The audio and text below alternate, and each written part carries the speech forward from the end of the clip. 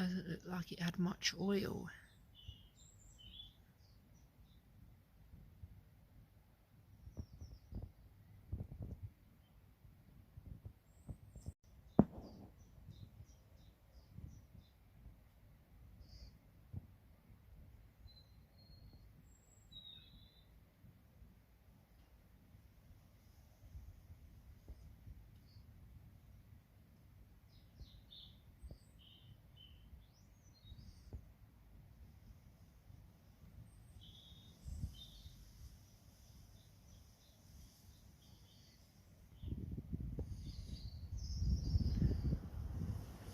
So no yellow creamy stuff has come out yet, so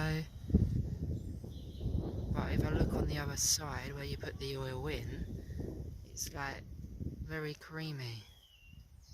Even on the oil cap there's quite a lot of cream on it. So look how clean that oil is though. Doesn't make sense. And this was put in. This oil was only put in recently as well. So this is my second oil change within I've only got the black back, which I got the black back when it was on like 20,000 miles, so it's only just done like about 300 miles, and I recently changed the oil at say 150, 200 miles, so this oil is still relatively new. Today I'm just going to I'm going to change this as well, put a new one on, K&N oil filter. But yeah, man. My chain's still clean from yesterday. The rims are looking good. I don't know how, oh look, they got dirty already. For fuck's sake. So the oil is still coming out. I need a smaller one of these so I can actually do the oil change on the side stand, to be fair with you. Make life a lot easier.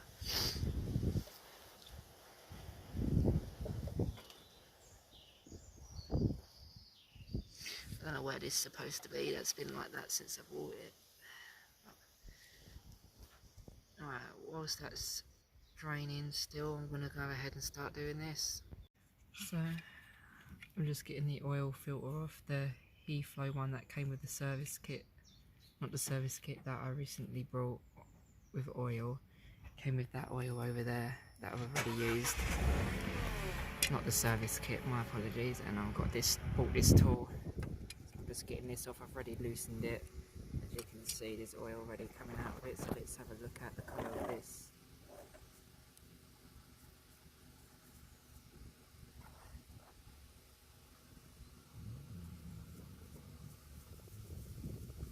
Okay, that's about a little more. I'm gonna stay on it.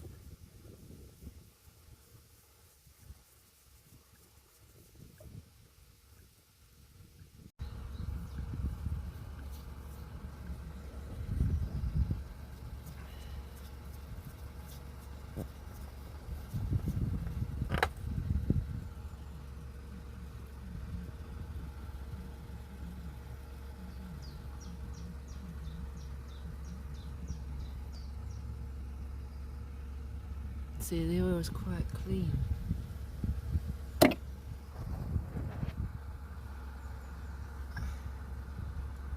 my opinion.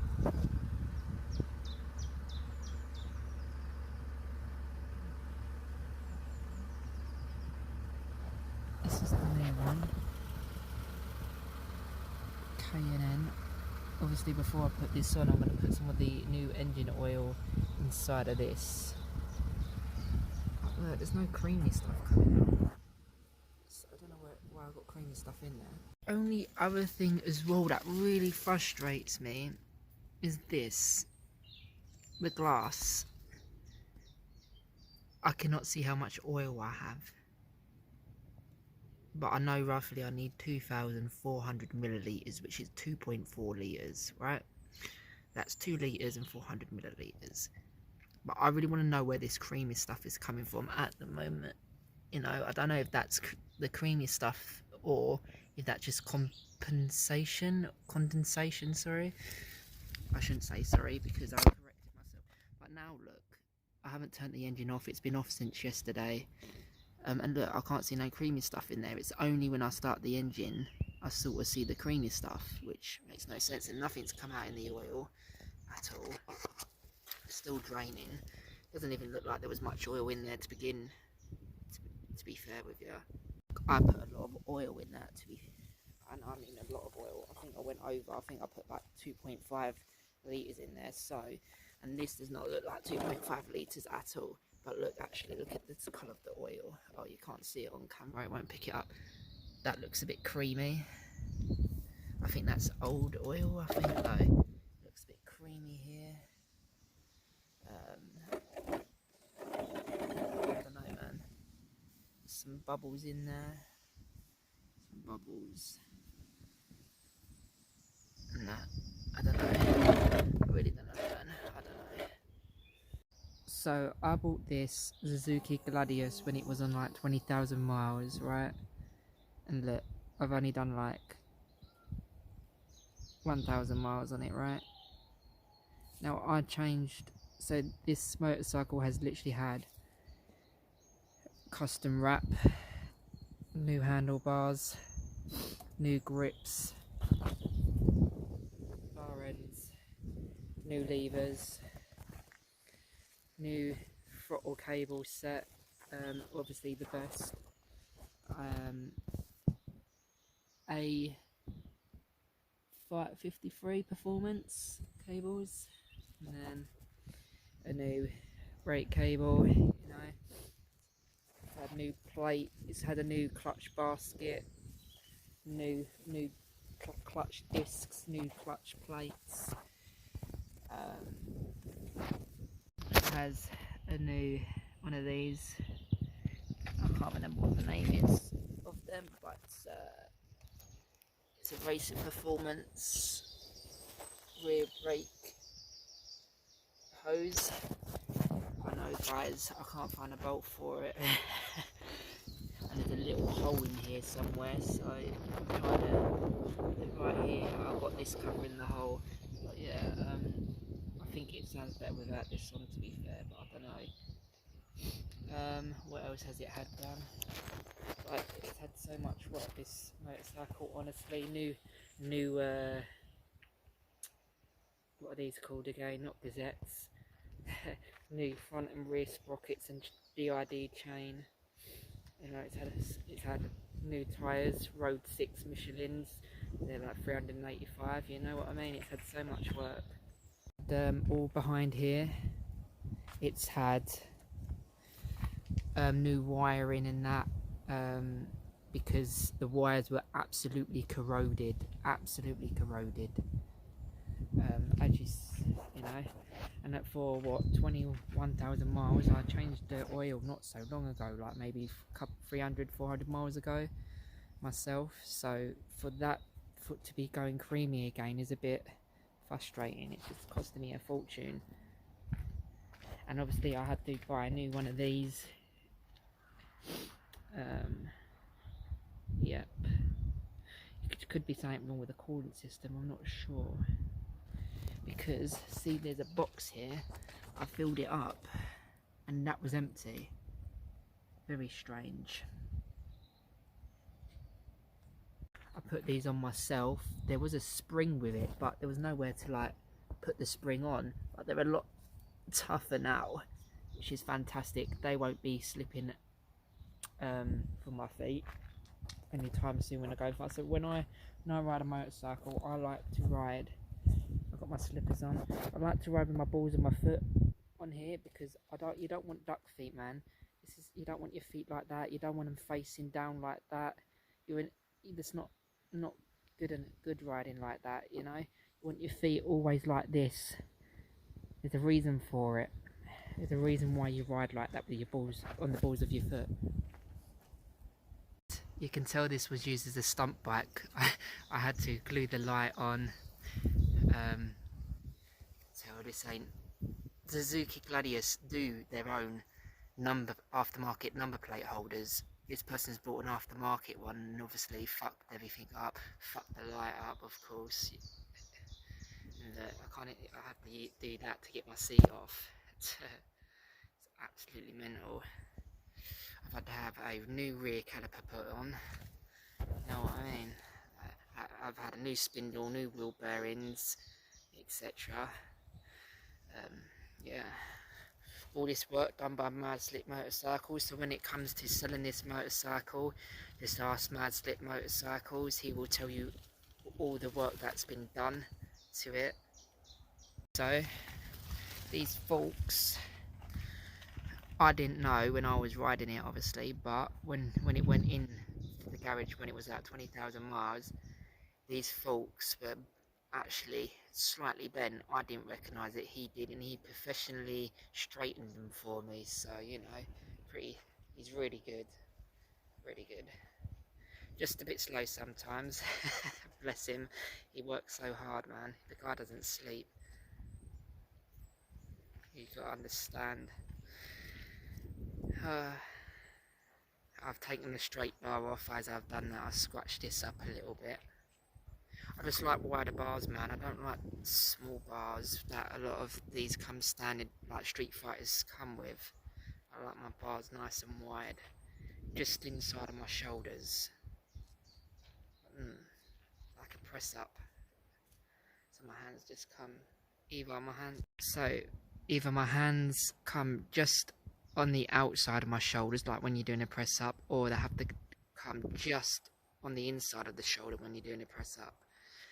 And what I like, the reason I like wide as well, although it makes it harder to get through filter, I just like when you are going fast, you put your balls of your feet up there. You know, you can do this when you want to lean, so this is why your balls of your foot go here. So you have to make sure your legs are as very tight as possible. You know what, I'm going to miss this car park, residential car park, when I move. Well, I'm not going to, but look, this is why the pothole, like just they're everywhere. Pothole there, there's one here, and every time, like literally there's no flat surface here because we got the quarry right there through there. Like our fence, we got one there, right, but there's another one behind it where it's sunk, because it sinks sometimes. Like look, it goes from there, where you can see there, it goes straight down from there, literally. Because Chafford 100, Grays and all that, it's literally Thurrock and whatever, it's literally South Stifford, literally it's built on a chalk pit. Right, so my paddocks are always bending, man, always. Last night, when I was cleaning the chain, I sort of saved it, thankfully. Nothing's bent or anything like that, thank God. I literally took it off the paddock stand, right? I was pulling on this one here with my right hand, and I had my hand here, had the kickstand down. I forgot to put it in gear, didn't I, as I was putting it back. So, what has happened is, the bike, lucky enough the fences there has went smash right into the fence, and I'm like, oh shit, I've never seen a motorcycle go on its side before. So yeah, but it's fine. But this is going to need a valve clearance soon. So what me and Mad Slick Motorcycles are going to do is, when we do the valve clearance, we're going to take the clutch cover off to replace the glass that's in it as well. And we're also going to check the gasket head. Also going to check the gasket head and the cordon system. I'm not sure how much that's going to cost me. Hopefully not too much. I've also got an Arkham tracker, which I'm not going to show you. This is another one of Mad Slick's motorcycles businesses. He provides trackers. He's featured by MCN and Biker. Very, very good tracker, I must say. So if you do need a tracker, Arkham Track, speak to Mad Slick Motorcycles. He makes them, he installs them, he has like recovery. You know, if your bike gets stolen, get in contact with Arkham Track or Mad Slick Motorcycles. You know, you're sorted. He gets it back for you. I'm going to miss this car park though, because it's so private. I don't fancy where I'm moving. If I bought a motorcycle, like a brand new one, or one that's like under 5,000 miles, I don't think I'd be happy with leaving it at home, because you know that this bit is like near enough flat. They're lucky I've got all the potholes side. At least with where I'm moving to, the car park's flat and that, but it's just where I'm going to park it at night time or during the day when I'm not working. That's what I'm going to have an issue with. Or say if I don't want to use the motorcycle and I want to get the train to work to save myself some money and save the mileage on the motorcycle and to make the insurance cheaper, I don't feel safe leaving it, like, because we're moving to a flat, so you know I'm not don't feel safe with leaving it there.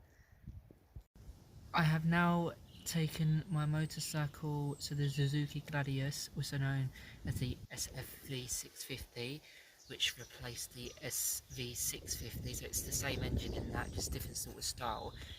I can't remember what year it replaced it, but then they bought the SV650 back because a load of people were like, yeah, we don't like the look of the Gladius. But look, can you see this yellowy stuff in the oil? That could be it. The reason it's going on the floor is because this doesn't fit underneath the paddock when it's off the paddock. But did that just come out of it? Did that just come out of it, or was that already there? I don't know now. I'm going to take it off of this and see if it comes out a bit quicker. Here we go, that looked a bit creamy, look. Can you see it? That looks a lot creamier. Can you see that? Those little yellowy bits inside it. Damn.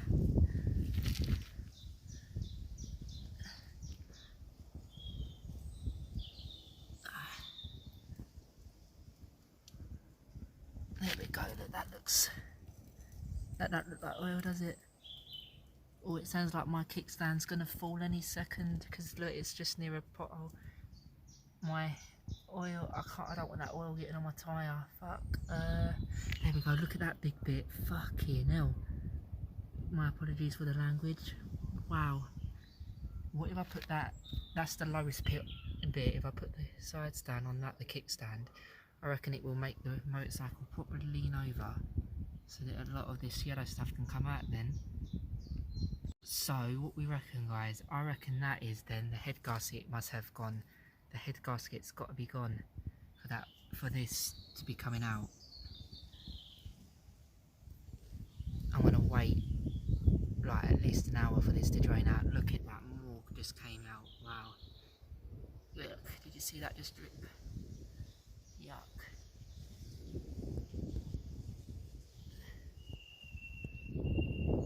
Look at it, see that yellow stuff coming out of it? Yuck. Again, see, that was a big bit as well, just came out. It's coming out of this bit here, by the way. Look at that, massive bits of it. Wow.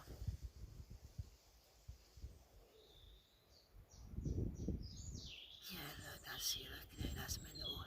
So I have taken all these bolts out for the clutch casing or whatever it's called, but I'm not, by the looks of things, this is connected to it as well. That's my coolant, and my coolant hasn't arrived yet. So, because these two long ones here come out of these ones, these two holes. So is this all, I don't know, do I take this one out as well, or and that? But I don't want all the coolant coming out, and I don't know how to pull this off.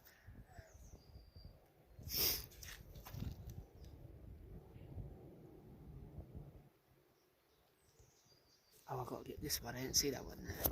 So I've taken all the bolts out. The only one I haven't touched is this one here and this one, because I don't know if that's going to make my coolant come out or not.